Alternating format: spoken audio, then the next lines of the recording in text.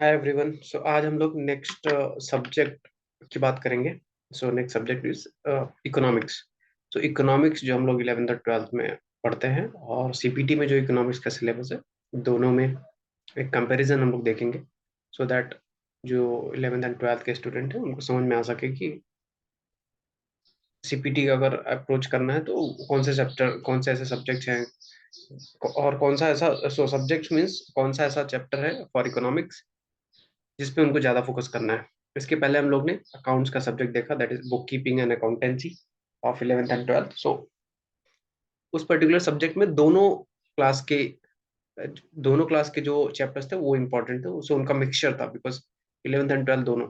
But यहाँ पे economics के केस में वैसा नहीं है।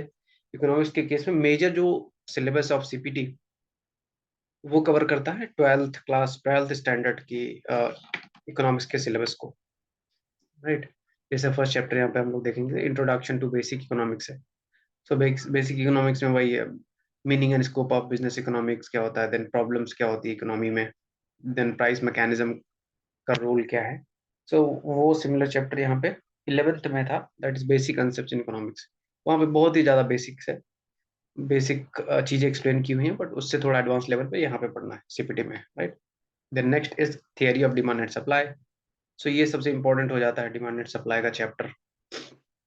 उसमें वेरियस लॉज हैं, ठीक है, meaning and determinants of demand, then law of demand, elasticity of demand, price, income, cross elasticity आता है, then theory of consumers behaviour, then उसमें कर्व्स, डिफरेंट कर्व्स आते हैं, देन सप्लाई का meaning and determinants, then law of supply, elasticity of supply, market equilibrium and social efficiency. तो ये सारी चीजें यहाँ पे एक चैप्टर वाइज दिया, लाइक डिमांड एनालिसिस एक पर्टिकुलर चैप्टर है in class 12th economics. Then elasticity of demand is separate chapter दिया हुआ है क्लास 12th में, देन सप्लाई एनालिसिस। सो यहाँ पे जो एक पर्टिकुलर टॉपिक्स है वो यहाँ पे एक एज अ कंप्लीट चैप्टर दिया हुआ है। Okay. So third chapter is theory of production cost, जो यहाँ पे मिसिंग है, बिकॉज वो उस लेवल का नहीं है। सो वो आपको सीपीटी में पढ़ने को मिलेगा, सो उस पर ज़्यादा ज़्यादा फोकस करना है आपको। Then price determination in different markets. So markets में वेरियस टाइप्स के मार्केट्स होते हैं, like perfect competition, monopoly market, monopolistic competition क्या होता है, देन उसमें ये सारी चीजें कैसे वर्कआउट करती हैं, प्राइस कैसे डिटरमाइन होता है, तो वो सारी चीजें यहाँ पे फॉर्म्स ऑफ मार्केट में इंट्रोड्यूस किया गया है class 12th। Okay, so next हम लोग बढ़ते हैं फिफ्थ चैप्टर पे।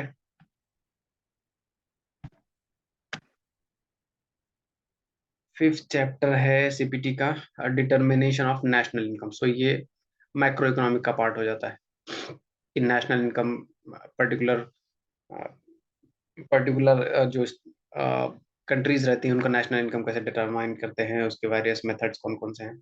सो ये चैप्टर यहाँ पे भी है, 12th कॉमर्स में भी है, इकोनॉमिक्स में, नेशनल इनकम करके। बट वो particularly with reference to India है, और यहाँ पे आपको फॉर ऑल दी कंट्रीज का कैसे डिटरमाइन करते हैं वो चीज़ें यहाँ पे एक्सप्लेन की हुई है। देन बिजनेस साइकिल का चैप्टर जो सीपीटी में फर्स्ट टाइम आता है, यहाँ पे नहीं है, बिकॉज उस टाइम उसका रिक्वायरमेंट नहीं था और अंडरस्टैंडिंग की वजह से वहाँ पे नहीं दिया है। देन लास्ट चैप्टर है, या फिर सेवेंथ चैप्टर है, पब्लिक फाइनेंस। तो पब्लिक फाइनेंस मीन्स गवर्नमेंट का बजट और ये सारी चीज़ें, जैसे यहाँ पे दिया हुआ है फिजिकल फंक्शंस क्या क्या होते हैं, सेंटर एंड स्टेट के फाइनेंस क्या क्या होते हैं। देन मार्केट फेलियर हो गया तो देन गवर्नमेंट इंटरवेंशन कैसे मार्केट को फेलियर को करेक्ट करते हैं। Then process of budget, budget कैसे बनता है, सोर्सेस ऑफ रेवेन्यू क्या होता है, गवर्नमेंट के एक्सपेंडिचर कहाँ करती है, देन पब्लिक डेट का मैनेजमेंट कैसे करती है, एंड फाइनली फिजिकल पॉलिसी कैसे बनाते हैं वो लोग। सो ये सेम चैप्टर यहाँ पे भी है, public finance, but not into much detail as required for the CPT और द सीए फाउंडेशन, राइट। ये है। देन नेक्स्ट चैप्टर है मनी मार्केट। ये सबसे इंपॉर्टेंट हो जाता है, जो practically as well as theoretically, ये मनी मार्केट हो गया, इंटरनेशनल ट्रेड हो गया, ये सारे चैप्टर्स प्रैक्टिकली बहुत ज़्यादा इंपॉर्टेंट है, because day to day day to day functioning में इनका रोल आता है, ठीक है।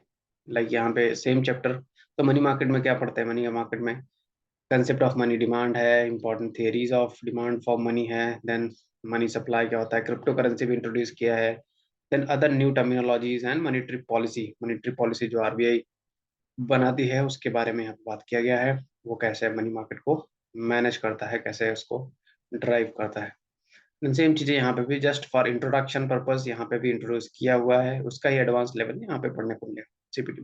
तो nothing is new, right. Then next is international trade. Same यहाँ पे फॉरेन ट्रेड के नाम से 12th स्टैंडर्ड में है वो। इंटरनेशनल ट्रेड में वही ट्रेड पॉलिसी कैसे गवर्नमेंट की जो ट्रेड पॉलिसी बनती है, पहले 5 years पॉलिसी बनती थी, अभी ट्रेड पॉलिसी। उसके बाद उसमें बहुत सारी चीज़ें, एफडीआई कैसे आता है, फॉरेन डायरेक्ट इन्वेस्टमेंट।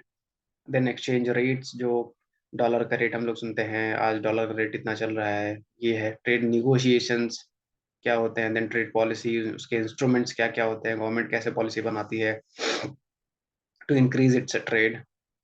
ये सारी चीजें यहाँ पे आपको पढ़ने को मिलेगी। And then for last chapter है जो Indian economy. So Indian economy कैसे इवॉल्व हुई ड्यूरिंग द टाइम, लाइक यहाँ पे दिया हुआ बिफोर 1950 क्या था, देन ओईसीडी क्या है, देन बेसिक नॉलेज फिर 1991 में जब एलपीजी रिफॉर्म्स हुए उसके बाद क्या चेंजेस हुए। So all these things you will get to understand from here in the CPT or the CA foundation part. That was it for, I think, for this particular subject of economics. And next video में हम लोग देख लेते हैं next chapter, next subject, that is mathematics। और so mathematics या फिर quant जिसको बोलते हैं, वो उसका भी एक बार देख लेंगे एनालिसिस की, कौन कौन से चैप्टर्स है जिसमें आपको ज्यादा फोकस करना है 11th एंड 12th स्टैंडर्ड। तब तक के लिए थैंक यू।